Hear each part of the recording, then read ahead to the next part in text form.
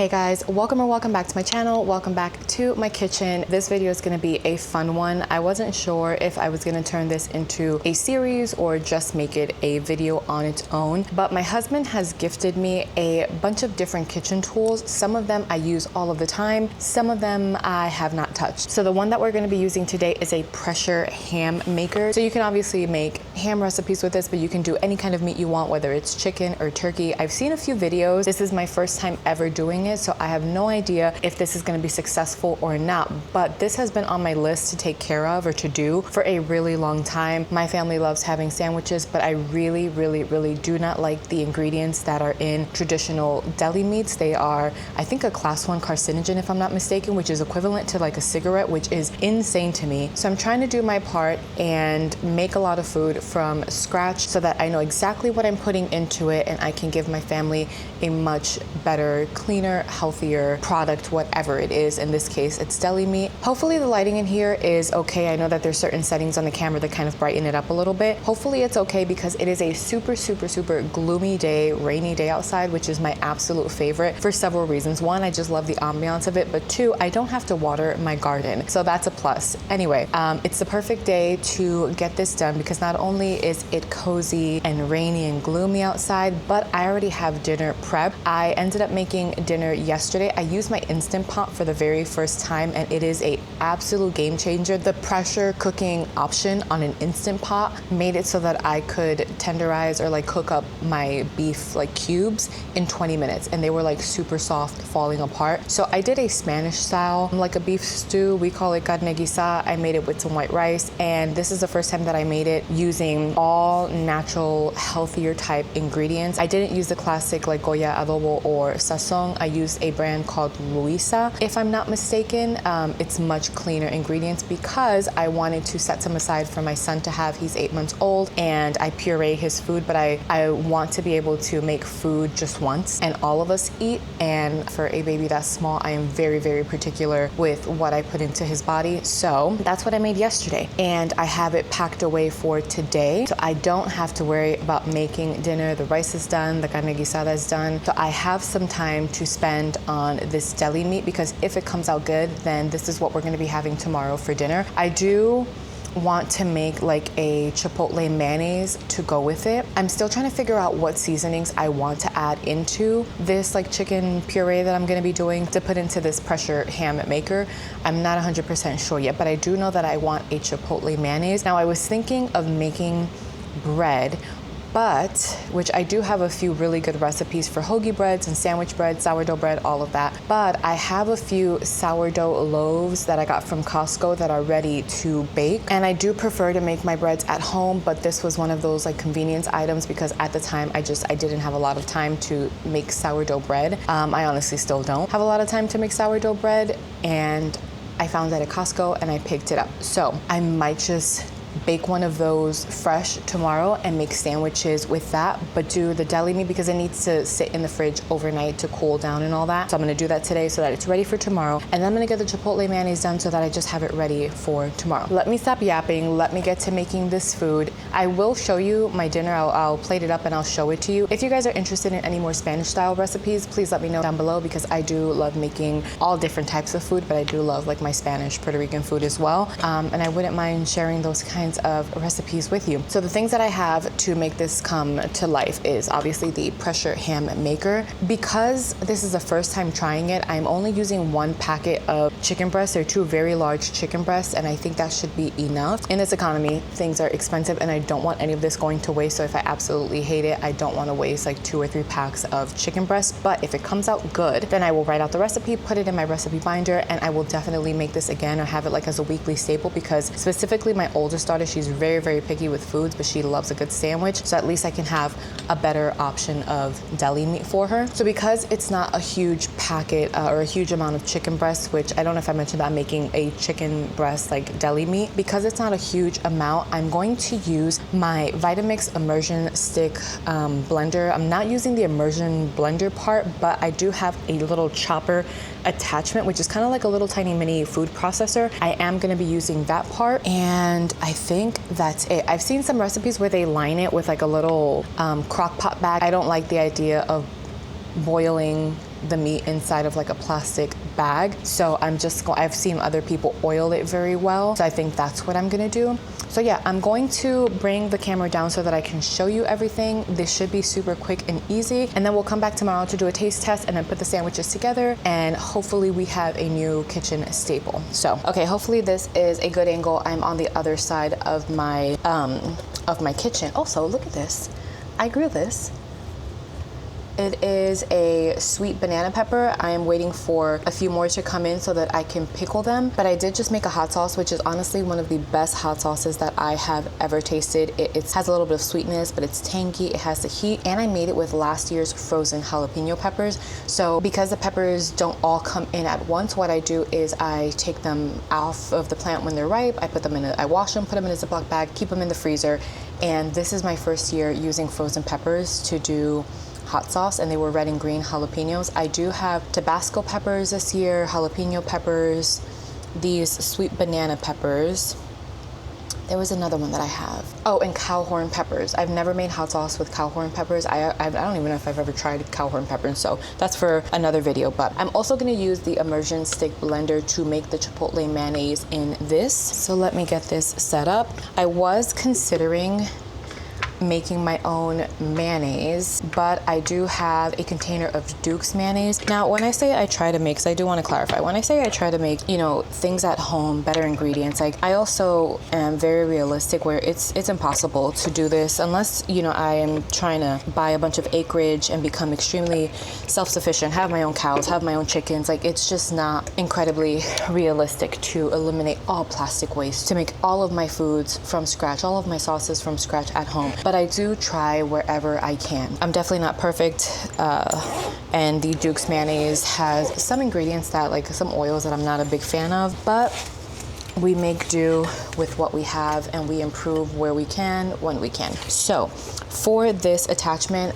this is the base of the immersion blender. So this is what I'm gonna be using. And this is the immersion blender part that you attach. So I'll use this for the sauce. And this goes on top of the lid on this to kind of pulse the meat. It also has a whisk attachment. So if anyone is interested, my husband got this for me for, I don't know if it was Valentine's Day or I think it was my birthday. And I absolutely love it. I do have the Vitamix blender right here that has a food processor attachment, but again, because I'm only doing two chicken breasts, I'm hoping that I can just get it done in this right here. So let me go grab the chicken and the cutting board and all of the spices and walk you through what I'm going to be doing. Okay, so here I have the attachment and I have 2 chicken breasts. I get this from a company called Wild Pastures, and I don't know if that video is going to be out first because I'm doing a freezer clean out, but I was showing the Wild Pastures order that I got that month. So I'm not sure if that's going to come before this video or after this video, but it is a really, really cool company. If you're looking for good quality meats, they have chicken and pork and beef and all sorts of stuff. They come from regenerative farms, grass-fed, grass-finished, the whole 9. So that's where I get my chicken from, or at least I try to get most of my chicken from there. So I'm just gonna cut it up in little cubes. This is gonna turn into a paste anyway, and then I'm gonna add all of this. And I'm gonna cut out any little pieces that I'm not liking.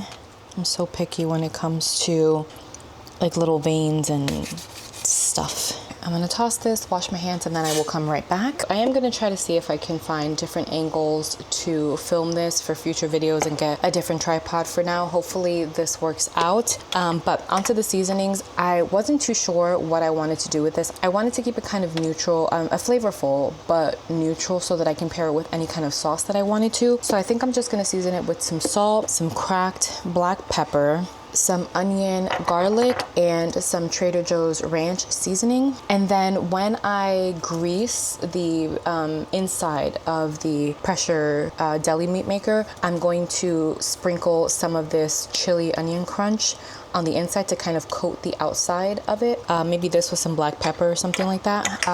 And hopefully that comes out good. Like I've said, I've never done this before. So we will find out together if this is amazing or a total bust. So I think I'm gonna do, for this amount of meat, maybe like a teaspoon of salt. The black pepper I'm just gonna crack in here. And I'm gonna measure everything out because if it's good, then I will reference back on this video so that I can print out this recipe. And also, in case you guys wanna try it, if it is good, then you know what the measurements are. Let me see. I'll do a half teaspoon. Hopefully that's not a lot. Let me see. Yeah, okay. A half teaspoon of garlic. I'll do a half teaspoon or a quarter. A half teaspoon. A half teaspoon of onion. And then for the ranch, I will probably do a little bit more. Probably do like a full, let's do a teaspoon and a half. Hopefully that was not too much. All right, we're gonna snap on the lid. Okay, there we go, snapped on the lid. Let me put on the top part and see what we come out with. Do you see that consistency? I think that's kind of what I'm looking for. I'm gonna pulse it just a little bit more and then I think we're done. This has been extremely easy and fast, so I really hope that it tastes good. And let's see. That's exactly what I'm looking for. So let me go back to the other side. Let's grease the pressure deli meat maker and get this on the stove. I have my protein coffee. I've been trying to make sure that I hit at least 120 grams of protein per day. So that is a protein, like vanilla protein drink with some espresso. Okay, let me wash this super quick and I'll be right back. Okay, so it's all washed. These are the components of this pressure deli meat maker. You have your canister. This is what I'm gonna add some olive oil to, and I'm gonna use this little silicone brush to coat it well. Then it comes with this spring. Once you add your mixture in, you're going to top it with this, close it with the lid, and then you're gonna pop this thermometer in and you're going to fill a pot halfway with water. Put this in, and once it reaches 165 degrees, then it is cooked. I think I am gonna go ahead and sprinkle some of the Trader Joe's chili onion crunch. I think that would taste good. We shall see. So let me bring you guys back down. I'm gonna grab some olive oil and just drizzle it in here, and then use my brush to kind of spread it around. And I believe they say you want to fill this up 3/4 of the way, or no more than 3/4 of the way up. I put a decent amount of olive oil because I don't want it to stick. So let me get some gloves on so that I can pack the meat in. Or actually, no, I'm sorry, the chili crunch. Let me sprinkle the chili crunch and then put some gloves on. Have you guys ever tried this before? Okay, so I think that should be good enough. The mixture smells really good. So hopefully that is promising. This is what the texture looks like. And I think this will probably give enough for one dinner for my entire family if I do like sandwiches for dinner. I'm trying to be careful because there's a blade in here. So I'm gonna go ahead and try to pack it in myself a little bit. That's what she's looking like. I've seen videos where like they have it much higher up, but like I said, I didn't want to make a ton of this in case I didn't like how it came out. So that's what we have. I'm gonna load in this spring. I wonder if it's gonna work because normally it's like up here and then like it pressures it down. Oh, wait a second. I did not think about that because this isn't really doing anything. Okay, so first fail. I think I'm gonna have to take out another pack of chicken breast, thaw it super quickly, and then repeat this process and fill it in because it's too far down and it needs to be able to kind of compress it. So let me do that really quickly and I will come right back. A little longer than a few minutes later. Okay, so we're back. I did one more pack of chicken breast, so now I'm really hoping that this comes out good so that I don't waste 2 packs of chicken breast, but it smells good. So yeah, I have another pack of chicken breast here. I did the exact same seasonings. I'm gonna stuff this into the canister and then load the spring, and that should work a lot better.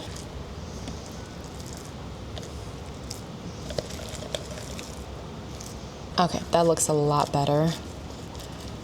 There we go. So let me take this glove off. Now we can take our spring. Okay, much better. There's supposed to be, let me move this up a little bit. There's supposed to be some space in between so that way I can, you know, press it down and compress it really well. Let me just clean this up a little bit. Let me wipe this down. Here we go. There we go. So you're gonna take the thermometer, pop it right in here. Okay, and I have some water here. I'm just waiting for it to come to a boil. I don't know if this is too much water or if it's a good amount, but once it comes to a boil, we will add it in. I'll wait until the temperature reaches 165, and then I'm gonna take it out and cool it in an ice bath before popping it into the fridge. Okay, while I'm waiting for that water to come up to a boil, I'm gonna set this aside and start working on the Chipotle mayonnaise. So I'm gonna use this Vitamix immersion blender jar that my husband also got me. He got me a whole bunch of attachments and extra accessory pieces, and this is one of them. And it's perfect because the immersion blender fits perfectly in here. So I think I'm gonna do maybe about a cup because I can always store it in a mason jar. So let me grab a spoon super quickly. And I wasn't sure if I wanted to do a chipotle or a honey chipotle. Not sure yet.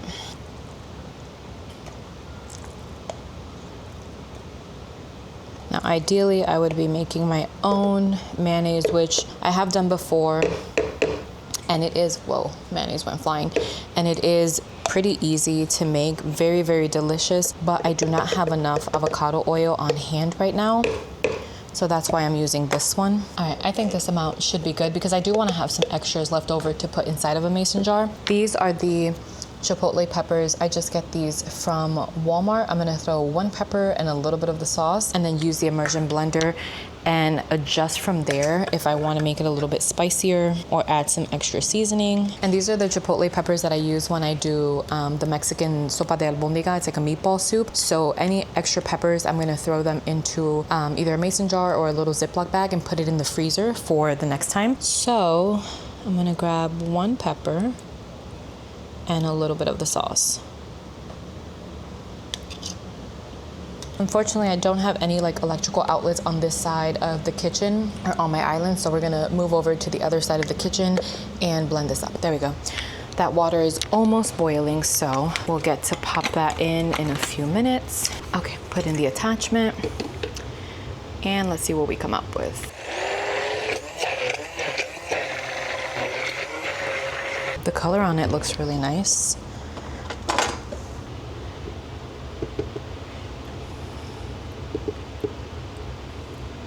So the color on this is really nice. I'm gonna taste it and see. I think I'm gonna take a small amount of it out, put it in a little container and mix a little bit of honey to see what a honey chipotle mayonnaise would taste like. So let's give this a little, here's what it looks like. Let's taste it. That's good.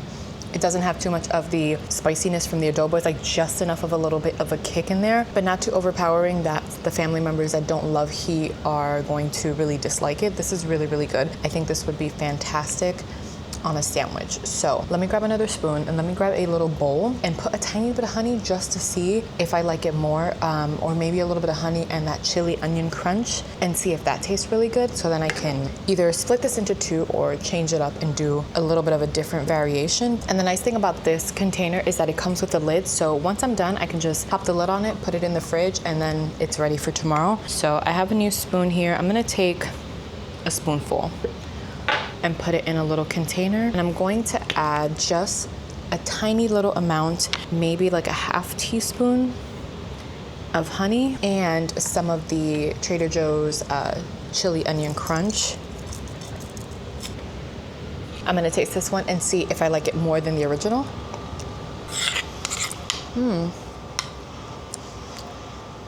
I'm not putting this back in there, so don't mind me double dipping.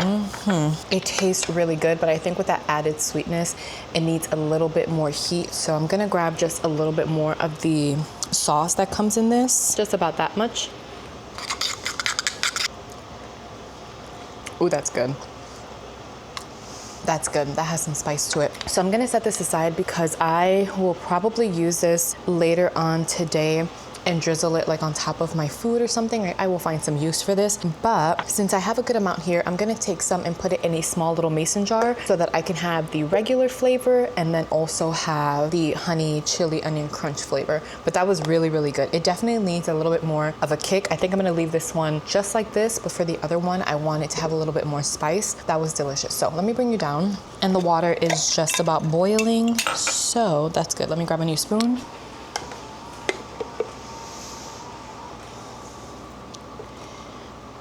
Okay, so I'm gonna pop a lid on this one and set it to the side, and let's work on this one here. So I think about that much honey is good. A good amount of the sauce and the chili onion crunch.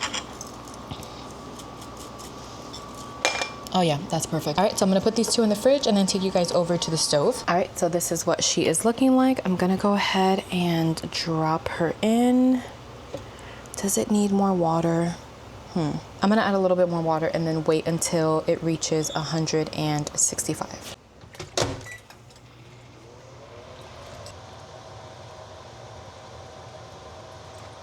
I just took this off of the stove. It hit 165 and now I think it's down to like 140. It's been sitting for a little bit. I'm going to take it out of here, put it in an ice bath. I think if I have enough ice. If not, I'm just gonna let it come to room temperature and then put it in the fridge overnight, and we'll be back tomorrow to make some sandwiches. Hey guys, so it is the next day. I have been itching to take that deli meat out of the container, but I wanted to wait to do it on camera with you guys. But before I go ahead and do all of that, I'm gonna put the bread to bake. Let me show you really quickly the one that I picked up from Costco. It's the first time that I've seen this one. It is called Take and Bread sourdough bread. I'm sorry, it's called Take and Bake sourdough bread from the Essential Baking Company. Huge, you get 3 loaves. It says, I just realized it says that you don't need to freeze it before baking, but I did indeed freeze it. So I took it out this morning, I thawed it out. I'm going to put it on a large baking tray, her baking sheet, and it says preheat the oven to 425, which I already did. Bake for 12 to 15 minutes or until golden brown. So let me get this into the oven and then we will come back and see how that deli meat turned out. I'm a little nervous, I'm not gonna lie. I am gonna lay down some parchment paper just in case, and I'd like to crumple it up so that it can just stay in place a little bit better and not roll around. So this is my first time ever trying this bread out, so I will let you know if it's good or not. Here's 2. I'm gonna save the 3rd one. I'll put this one back in the freezer and I will save this one.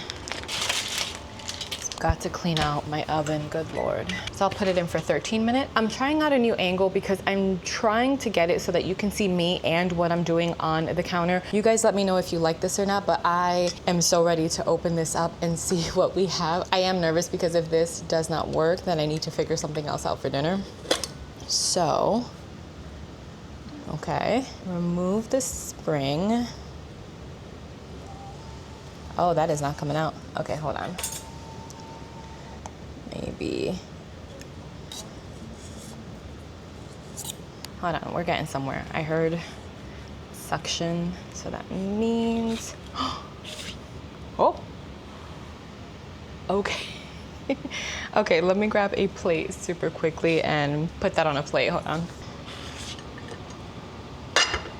Alrighty, so I might have to bring you down for this one just so that you guys can see up close. How do I get the spring off? It doesn't want to come off. All right, I'm just gonna have to, there we go. All right guys, this is what she is looking like. It smells really good. I'm gonna have my husband come out here and try a little slice. So I don't have a deli slicer. If this is really tasty, I'm gonna try a few different recipes. And if I see that I am using this a lot more often, then I will go ahead and invest in a deli slicer because I think they're like $100 or so on Amazon. So let me bring you guys down so that you guys can see the detail, and let me call my husband over so that he can give this a taste test, and I will try to slice it as thinly as possible. So let's see. So I'm gonna hold it so it doesn't roll, but that is what she's looking like. It smells good. Come here, babe. I'm gonna have my husband smell it. See what you think. It smells really good. It smells good. All right, so I'm gonna try to slice it. Actually, I'm gonna get a cutting board. I'm gonna try to slice it as thinly as possible. But if I see that I start using this a lot more, then I will get a meat slicer. I'm gonna just like even it out. Yep. So this has salt, pepper, garlic powder, onion powder, ranch, Trader Joe's ranch seasoning. And then when I oiled up the canister, I put the Trader Joe's, like that chili onion crunch, around the outside of it. So that's what you see here. So let me see how thinly I can get this sliced. Pretty good. Okay, that's pretty thin. There you go. Take a little piece here. So thin little piece. I like it. It's really good. Is it good on salt? Yeah. Okay. I wouldn't change anything.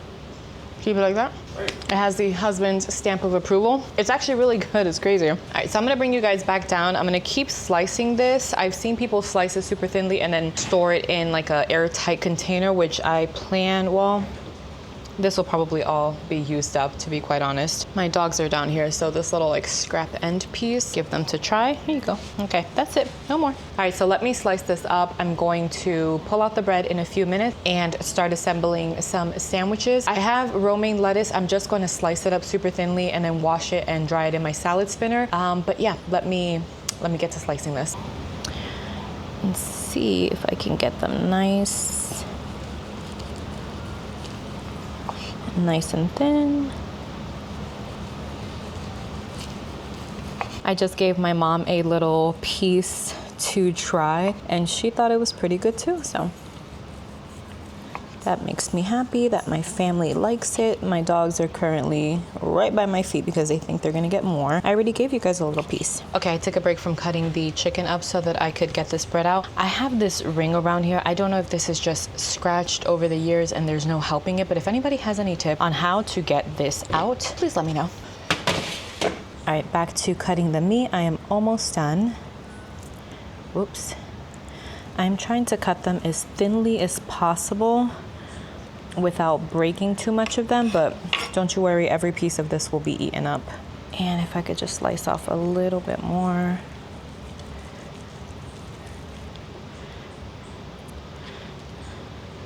Good enough. So this is everything that I got. This is all the deli meat that I got.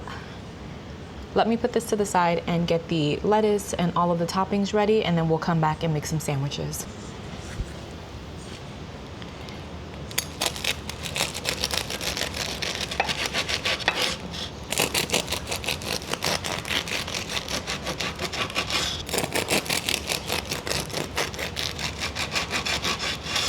All right, guys, I'm gonna put one sandwich together, a small one, because I was just so excited to get sandwiches ready. And I was like, wait a second, it's not even dinner time. So I have all of the ingredients chopped up and prepped and ready to go so that when it's time to make the sandwiches, it is super quick and easy, but I wanted to show you guys how I assemble my sandwiches. So I'm gonna grab a little bit of the chipotle mayonnaise that I made yesterday.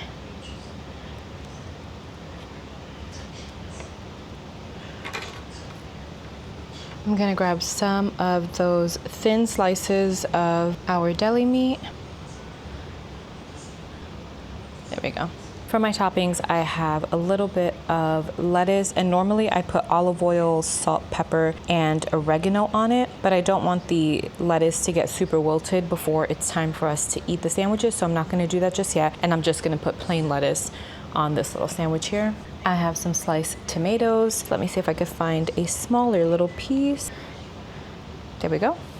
And I also have some white onions with a little bit of olive oil, oregano, and white vinegar.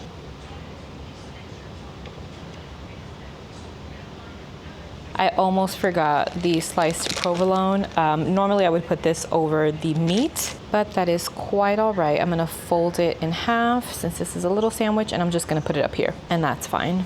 And then I'll add a little bit of mustard. I do want to make my own mustard as well one day. I've mastered how to make ketchup. Mustard is next on the list.